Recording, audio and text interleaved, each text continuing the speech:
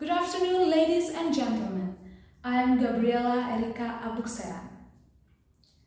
Ladies and gentlemen, have you ever imagined swimming beside a giant whale, floating weightlessly above corals in colors you didn't know that nature could create? Well, that kind of world exists. But right now, it is dying. Not because of natural disasters, not because of time, but because of us. Ladies and gentlemen, we are living in a country blessed beyond measure. 17,000 islands, endless coastlines. Even the rainforest is much older than civilization itself. Let's take an example from Indonesian paradise that still exists. Raja Ampat.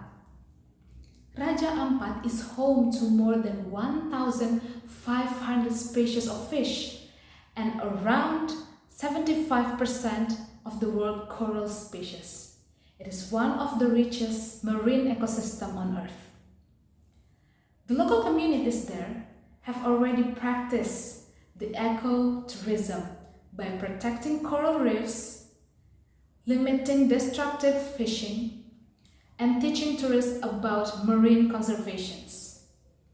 But even paradise have limits, and yet we are losing it. Ladies and gentlemen, every year millions of tourists flood into our most beautiful destination. They come with cameras, excitement, and curiosity. But many leave behind plastic waste, pollutions, damaged coral reefs, and destructions. Beautiful destinations do not disappear overnight, but they are slowly dying. One plastic bottle at a time, 1 liter at a time, and one irresponsible decisions at a time. So I ask you, are we a travelers or are we destroyers? Ladies and gentlemen, tourism should not only about taking photos for our social media. It is also about respect, awareness, and responsibility. That's why we need a green tourism mindset. A green tourism mindset means that every action we make as a tourist leave an impact to the environment, such as traveling responsibly, protecting the ecosystems, supporting the local communities, and respect the local culture. So, are we continue to careless about our nature? So what will remain for the future generations? Ladies and gentlemen, so what can we do? Change does not begin in parliament. Change also does not begin in boardrooms, but it begins with us. It begins when we stop littering in tourist destinations. It begins when we reduce plastic waste. It begins when we choose respecting our nature instead of exploiting it. Ladies and gentlemen, maybe it seems like small actions. Because of small actions may seem like insignificant.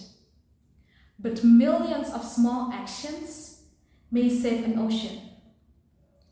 Young people especially have power to create a shape of future sustainable tourism through education, social media, and awareness.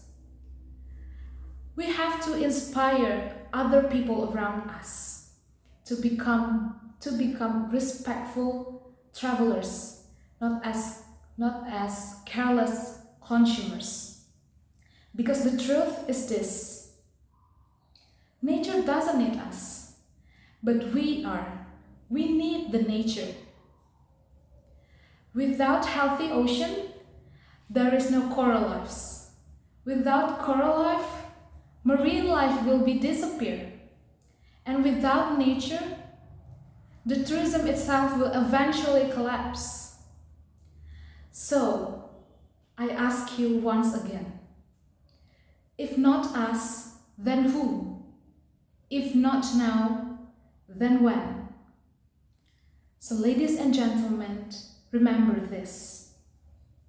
Nature is not something that we borrow from our ancestors. It's not something that we inherit from our ancestors, but it is something that we borrow from future generations.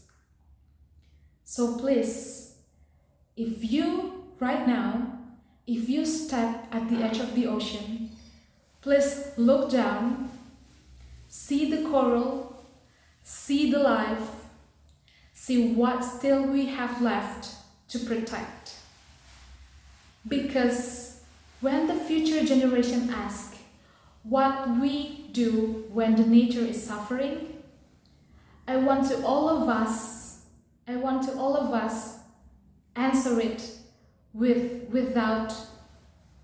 I would like to all of us answer it without actions, not in silence.